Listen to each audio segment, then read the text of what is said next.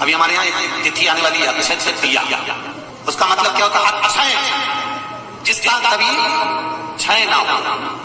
कई लोगों ने महत्व को बिगाड़ दिया के दिन सामान लेकर आना है, चांदी का बर्तन लेकर आना है, ये सामान लेकर आना है, वो सामान लेकर आना, लाओ, मना नहीं है। हिंदू धर्म में ये रीति रही है, कोई सामग्री खरीदी जाती है, पीतल की, तांबे की, कोई वस्तु हम खरीदते हैं। पर आज का समय का जो फैशन बढ़ता गया तो कहा साहब चांदी के बर्तन खरीदना जरूरी है, चांदी का सामान खरीदना जरूरी है, सोने का पात्र, सोने की वस्तु खरीदना जरूरी है, ये सामग्री खरीदना। तो यहाँ शास्त्र नहीं कह रहा कि महाराज इतने महंगे महंगे पदार्थ खरीदो और घर में कर्जा कर लो। शास्त्र तो यह कहता है कि पूजन करना है आपको। अगर आप एक सामग्री भी लेकर आ रहे हैं तो उसमें आपका भाव जुड़ा होना चाहिए, कर्जा नहीं जुड़ा होना चाहिए। अक्षय तृतीया, उसका मतलब क्या होता है? अक्षय, जिसका कभी क्षय ना हो। जब हम भगवान शंकर को चावल का दाना चढ़ाते हैं, जैसे बहुत ध्यान दीजिएगा महाराज, बहुत समझने वाली बात है, बहुत ध्यान से।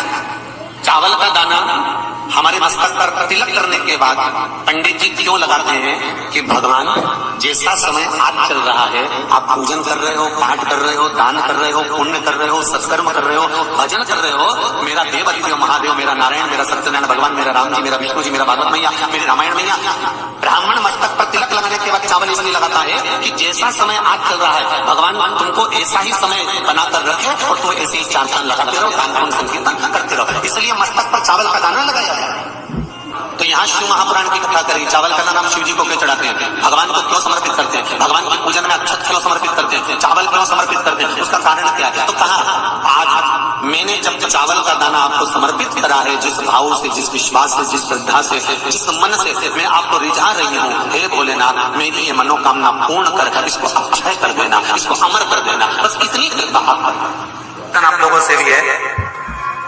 अमावस्या आ रही है, पूर्णिमा आ रही है, नवमी आ रही है, बैसाख की तीज आ रही है, अक्षय तृतीया।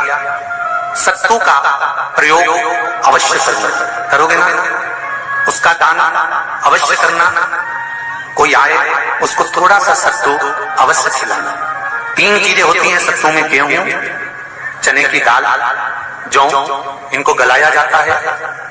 रात भर गलाने के बाद इसको फिर सेका जाता है, सेक कर पिसाया जाता है, फिर उसका प्रयोग किया जाता है। महाराज चाहे फिर उसको घोल करा, शक्कर के साथ, गुड़ के साथ, नमक के साथ, जीरे के साथ, पुदीना के साथ, जिसके साथ तुम्हें खाना है वो तुम्हारे ऊपर, पर दान करना सत्तू का जरूर।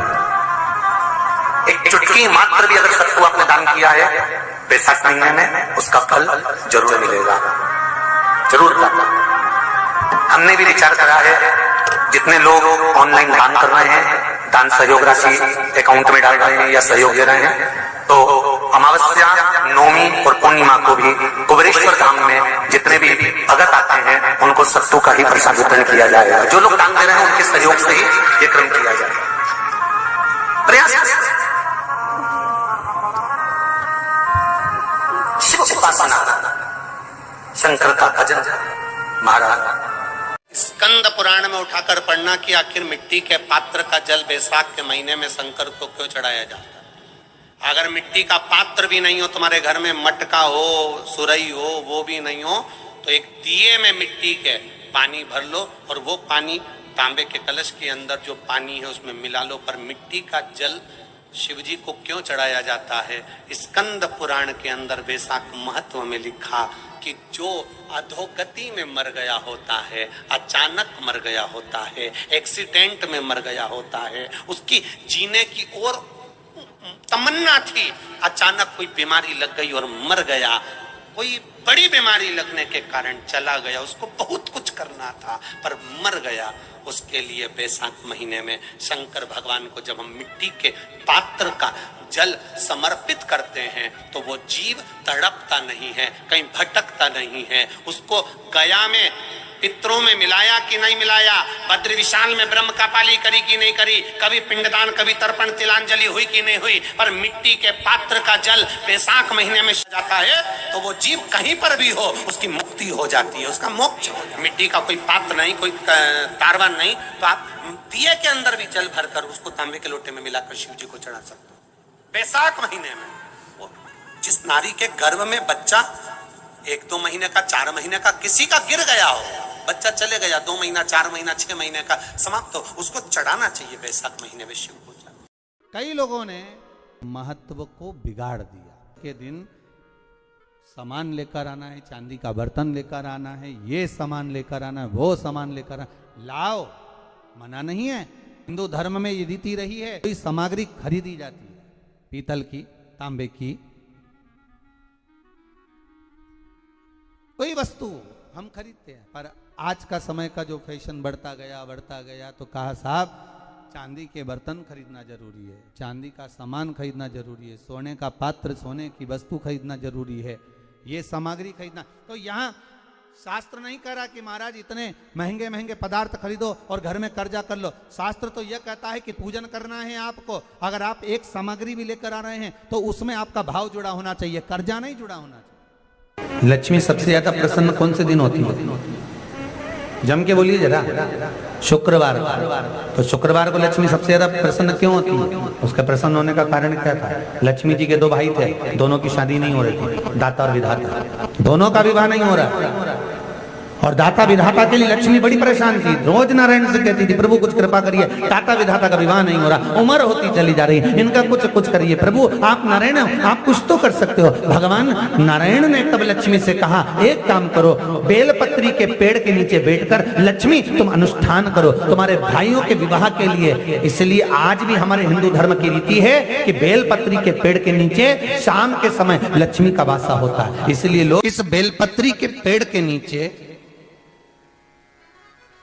तुम्हारा रात्रि को शाम को 6 बजे से लेकर रात्रि को 8 बजे तक तुम्हारा निवास होगा। जैसे पीपल के पेड़ में देवताओं का निवास, आपको आप लोगों ने यदि पद्म पुराण पढ़ी होगी या सुनी होगी तो उसमें स्पष्ट कहा है। पीपल के वृक्ष की गणना, ध्यान देना, पीपल के वृक्ष में सुबह 4 बजे से लेकर 7 बजे तक ब्रह्मा जी का वासा होता है। पीपल के वृक्ष में सुबह 7 बजे तक ब्रह्मा जी का वासा, 7 बजे से लेकर 10:30 बजे तक पीपल के वृक्ष में भगवान विष्णु का वासा होता है। कितनी बजे तक? 10:30। 10:30 से लेकर 11:30 12 बजे तक पीपल के वृक्ष में पितरों का वासा होता है। इसलिए हमारे यहाँ पितरों को श्राद्ध पक्ष में जो भोजन कराया जाता है वो 10:30 से 12 के बीच में कराया जाता है। 12 बजे के बाद पीपल के वृक्ष में दोपहर के 1:30 बजे तक आहूतों का वासा रहता है। आहूत कौन? जो गर्भ में शांत हो गए, जो कुंवारी अवस्था में शांत हो गए, जो जन्म लेने के बाद उनका विवाह नहीं हुआ और शांत हो गए, उन आहूतों का वासा उस पीपल के वृक्ष में दोपहर में 1:30 बजे तक रहता है।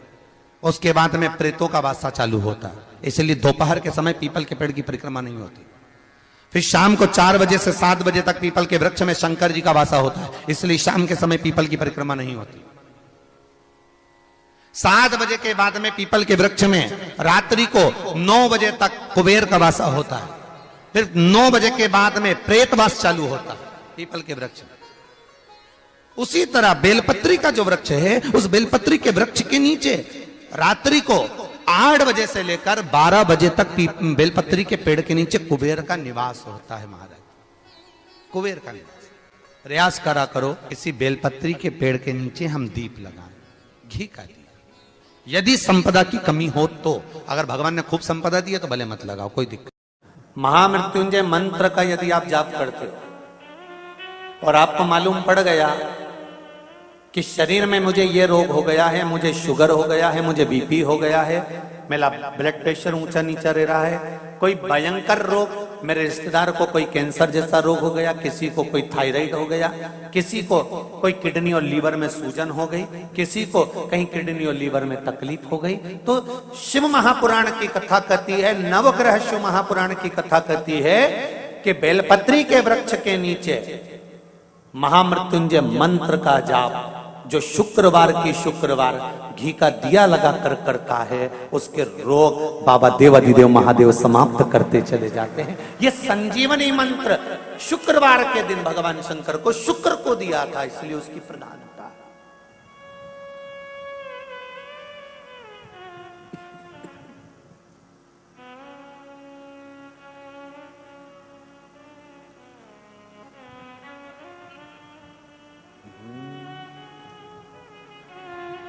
ये वो संजीवनी मंत्र। शुक्रवार के दिन बेलपत्री के वृक्ष के नीचे बैठकर घृत का दिया लगाकर शरीर में जो रोग है उसका स्मरण कर कर शंकर जी से विनय कर कर, हे भोलेनाथ, आपने शुक्र देवता को संजीवनी मंत्र दिया है, तो क्या आप मेरे को वो मंत्र प्रदान नहीं करोगे? मेरे रोग, मेरी बीमारी, मेरे दुख को आप नहीं हरोगे?